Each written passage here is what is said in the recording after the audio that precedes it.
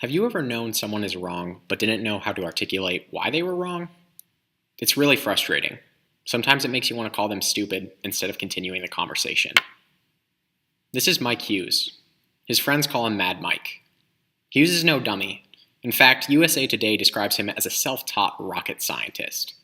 Using his self-taught knowledge about rocket science, some scrap metal, and fuel, Hughes built a rocket, and he launched himself from his mobile home some 2,000 feet into the air in 2018. Doing so could have killed him, but he had a compelling motive. "Do I believe the Earth is shaped like a frisbee?" Hughes rhetorically asked reporters. "I believe it is," he told the journalists. "Do I know for sure? No. That's why I want to go up in space." End quote. Hughes isn't an idiot, but he is a flat earther, and he is very skeptical of the work of scientists and government agencies. Hughes has even gone on the record stating that there is no difference between science and science fiction. Hughes is not alone in believing that the Earth isn't a globe. In the 1950s, Samuel Shenton founded the Flat Earth Society. In 1972, Charles Kenneth Johnson became president and grew the Flat Earth Society to some 3,500 members.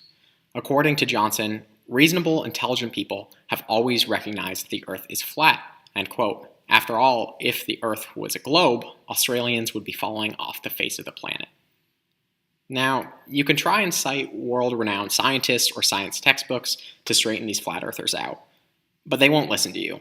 Every expert witness you cite is simply more proof that there is a global, or at least a worldwide, conspiracy to silence the truth.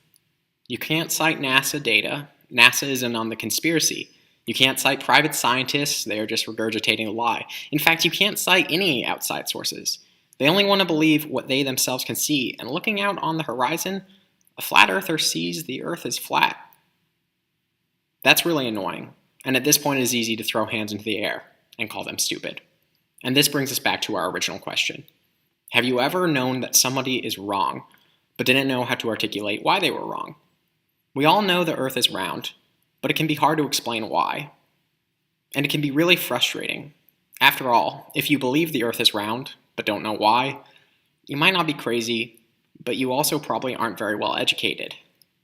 You might not be as Mad Mike Hughes, but you are much less researched. This is where having some knowledge about the intellectual history of the Greek round Earth comes in handy. My name is Robert Nikon, and this video reviews how Greek intellectuals knew the Earth was round, long before Columbus sailed across the Atlantic, or satellites took pictures of the Earth, or NASA flew to the moon. Knowing this history can help you articulate why it is so crazy to say the Earth is flat, without just saying, "That's crazy." In the 6th century BC, Pythagoras became the first to propose that the Earth was round. He believed that heavenly bodies were perfect, and that the sphere was the perfect shape.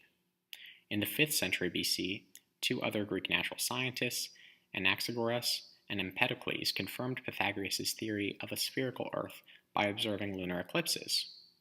They found that when the Earth blocks the sun's light from reaching the moon, the curve of the Earth is projected onto the moon. This can still be seen today during a lunar eclipse. In the 4th century BC, Aristotle, the most famous Greek philosopher, entered the scene. In his work, On the Heavens, he observed that our observations of the stars make it evident not only that the Earth is circular, but also that it is a circle of no great size, for quite a small change of position to south or north causes a manifest alteration of the horizon. This is to say that if the Earth was flat, you would always see the same constellations in the night sky. However, traveling north or south changes what stars you can see. Take Polaris, for instance. Earth's north pole always leans toward Polaris, which is why it is called the North Star. In the northern hemisphere, Polaris is visible at night, and at the North Pole, it is straight up. However, the further south you venture, the closer Polaris comes to the horizon, until in the southern hemisphere, it disappears. Aristotle pointed to this phenomenon as evidence that further confirmed the Earth's spherical shape. Aristotle also noted that, when sailing out to sea, a ship disappears on the horizon before its sails do. This is more easily observable evidence that shows that the Earth cannot be flat. After the death of Aristotle in the 3rd century BC, Eratosthenes measured the circumference of the round Earth. He observed that the location of the sun at noon changed as he traveled north or south. On the summer solstice in the town of Cyrene, which we today know sits very close to the Tropic of Cancer, the sun would be in the center of the sky. The sun's position was so perfectly centered that the bottom of a local well would be illuminated at noon. Meanwhile, a few hundred kilometers north in Alexandria, the sun would be far from the center of the sky at local noon.